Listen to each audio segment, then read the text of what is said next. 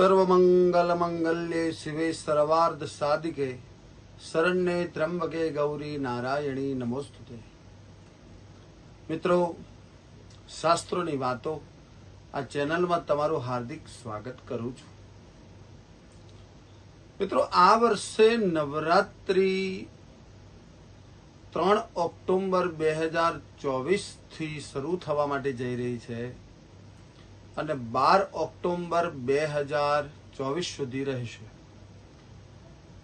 નવરાત્રીના આ દિવસો દરમિયાન દેવી દુર્ગાના નવ વિવિધ સ્વરૂપોની પૂજા કરવામાં, અર્ચના કરવામાં, આરાધન કરવામાં આવે છે। આ 9 દિવસોમાં વિશેષ મહત્વ રહેલું છે માં જગદંબાની આરાધના કરવાનું। અને આપણે પણ આ વખતે આ નવરાત્રી પર્વ આસો સુદ એકમથી શરૂઆત થવા માટે જઈ રહી છે અને આસો સુદ દશમ સુધી આ પર્વને આપણે ઉજવવાનો છે।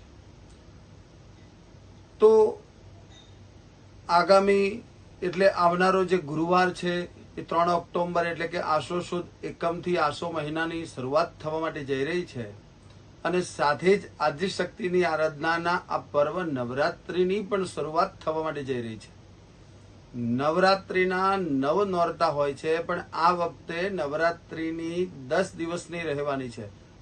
મિત્રો, આમ તો નવરાત્રી 9 રાત્રિની હોય છે, પણ આ વખતે આ નવરાત્રી 10 દિવસની થવા માટે જઈ રહી છે। એક નોરતું આપણને આ વખતે વધારે મળી રહ્યું છે।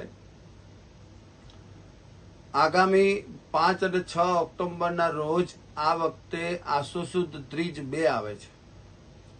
પહેલી પણ ત્રીજ છે અને બીજી પણ ત્રીજ રહેવાની છે। અને સાથે 12 ઓક્ટોબર શનિવારે આસો સુદ નોમ સાથે બપોર બાદ દશેરાની શરૂઆત થવા માટે જઈ રહી છે અને બંને એક જ દિવસે આ યોગ બનવા માટે જઈ રહ્યો છે। આસો માસની શારદીય નવરાત્રીનું પહેલું નોરતું 3 ઓક્ટોબર અને ગુરુવારથી શરૂઆત થવા માટે જઈ રહ્યું છે।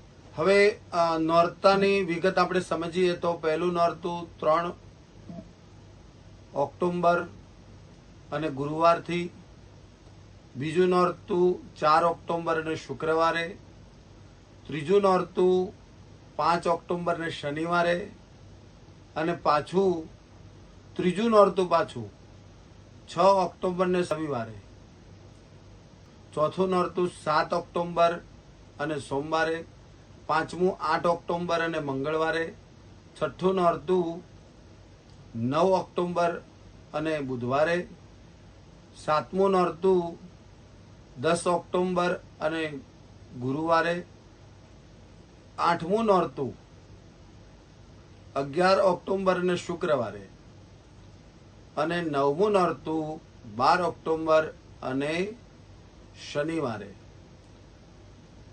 આ નવમું નોરતું સાથે શનિવાર અને આસો સુદ નોમ અને દસમ પણ સાથે આવી જાય છે, એટલે દશેરા સાથે આ નવરાત્રીની અહીંયા પૂર્ણાહુતિ થાય છે।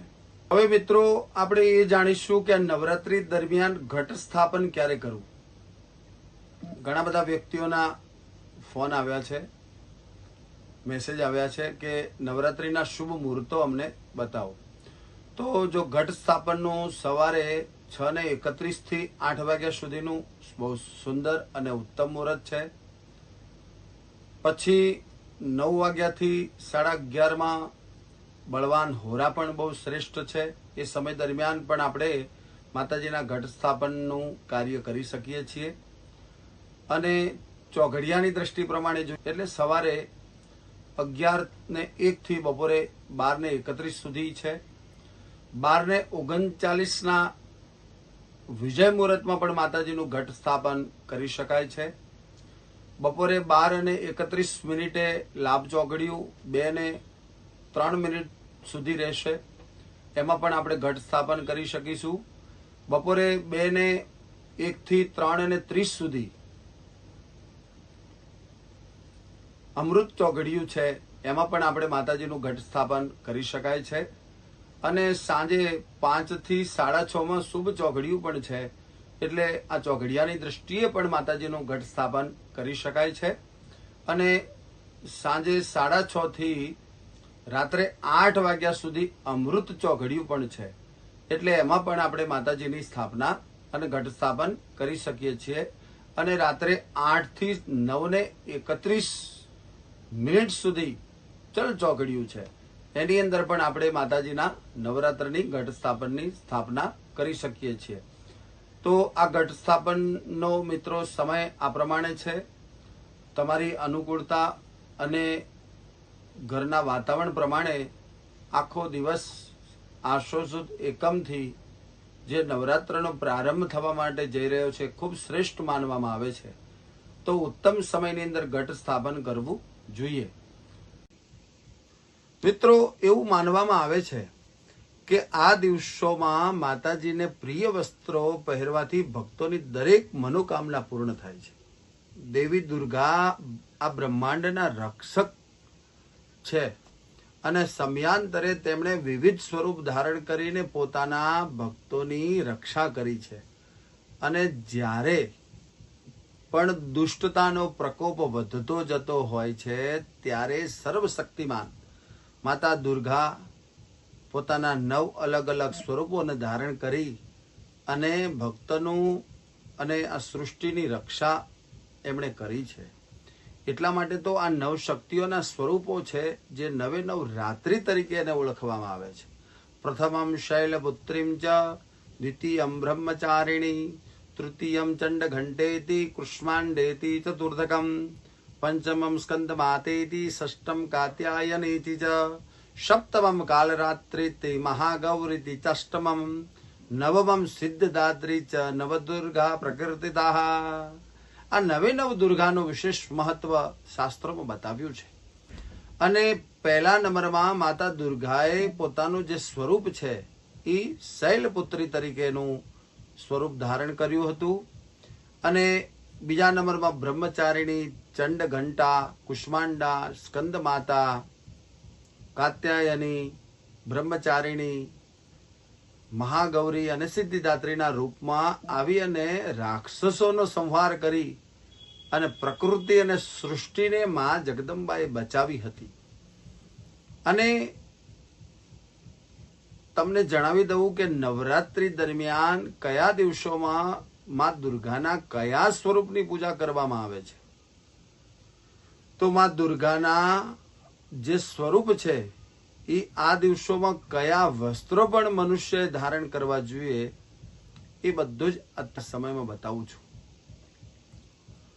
કે પહેલા નંબરમાં એવું કહેવાય છે કે આ દિવસોમાં કયા રંગના કપડાં પહેરવાથી ભક્તો પર વિશેષ માની કૃપા દ્રષ્ટિ થાય છે. ચાલો જાણીએ કે નવરાત્રિના દિવસે કયા રંગના કપડાં પહેરવા જોઈએ. નવરાત્રીનો પ્રથમ દિવસ છે. આ દિવસે માં દુર્ગાના શૈલપુત્રીના સ્વરૂપની એટલે કે હિમાલયની પુત્રીની પૂજા કરવામાં આવે છે. અને માતા શૈલપુત્રીનો પ્રિય રંગ છે પીળો.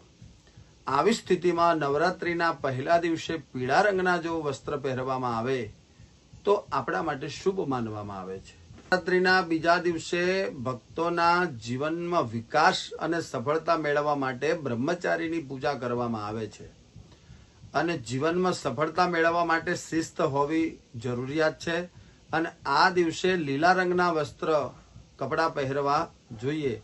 જો વસ્ત્ર ધારણ કરે છે તો જગદંબાની કૃપા દ્રષ્ટિ મેળવે છે. માતા ચંદ્રઘંટાને સંતોષી દેવી માનવામાં આવે છે. અને જીવનમાં સુખાકારીને સંતોષ મેળવવા માટે ભક્તો નવરાત્રીના ત્રીજા દિવસે ચંદ્રઘંટાની પૂજા કરે છે. અને માતા ચંદ્રઘંટાનો પ્રિય રંગ છે ગ્રે. અને આવી સ્થિતિમાં નવરાત્રીના ત્રીજા દિવસે જો ગ્રે રંગના વસ્ત્ર ધારણ કરવામાં આવે તો એ મનુષ્ય માટે ભક્તો માટે શુભ માનવામાં આવે છે. નવરાત્રીના ચોથા દિવસે દેવી દુર્ગાના ચોથા સ્વરૂપ એટલે માં કુષ્માંડાની પૂજા કરવામાં આવે છે. અને આ દેવી ભય દૂર કરે છે.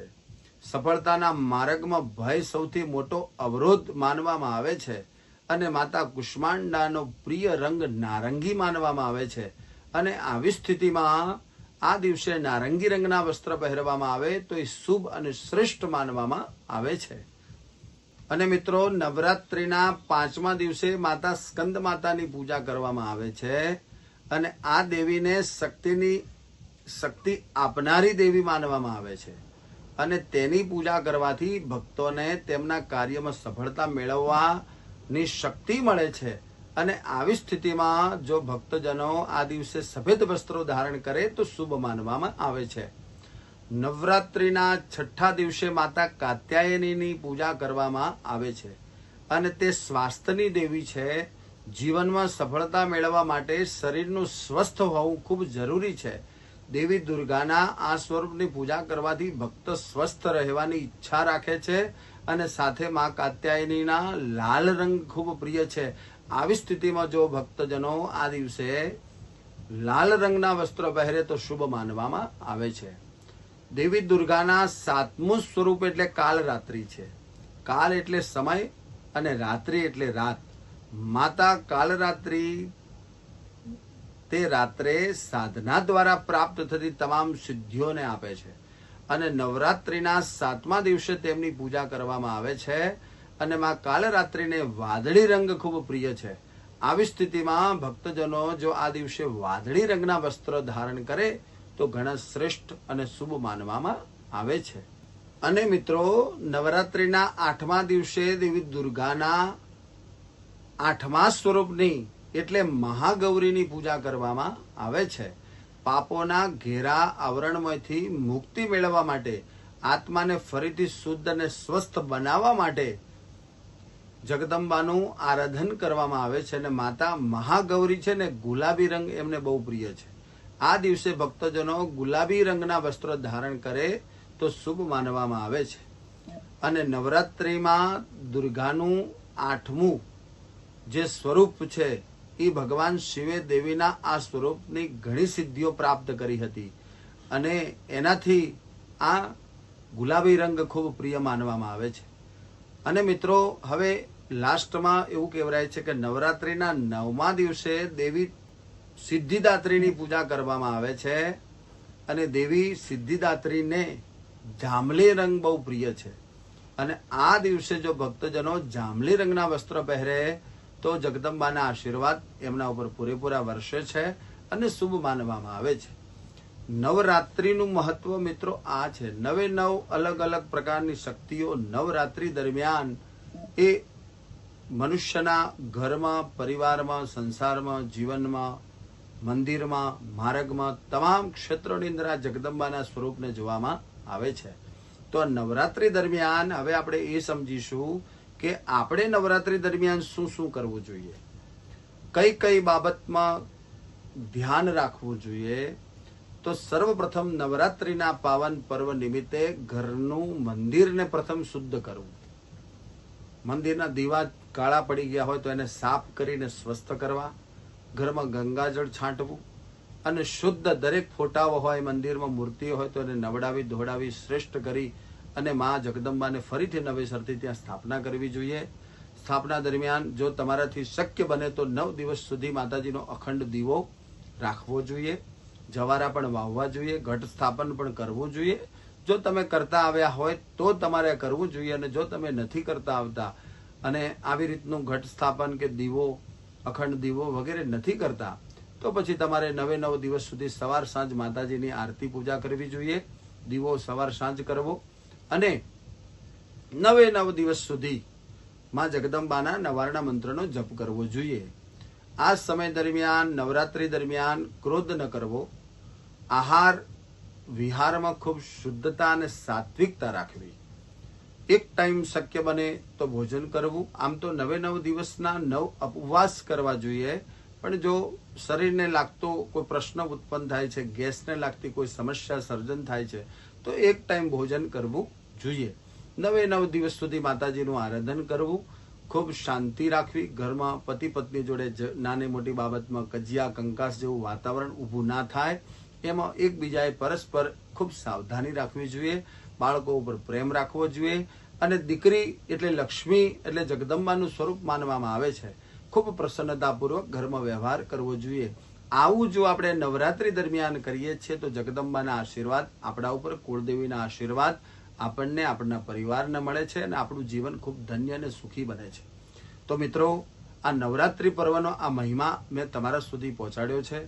તમે પણ તમારા પરિવારજનો, ઇષ્ટમિત્ર, બાંધવો સુધી તેને શેર કરજો, એ પણ જાગૃત થઈ શકે અને 9 દિવસ સુધીમાં જગદંબાનું આરાધન કરી અને માના આશીર્વાદ પ્રાપ્ત કરી શકે. તો મિત્રો, નવરાત્રી પર્વની તમને, તમારા પરિવારને ખૂબ શુભકામનાઓ છે. માં જગદંબા, આદ્યશક્તિ અંબા, નવદુર્ગા તમારું ખૂબ કલ્યાણ કરે. પ્રેમથી બધા બોલો, જય અંબે.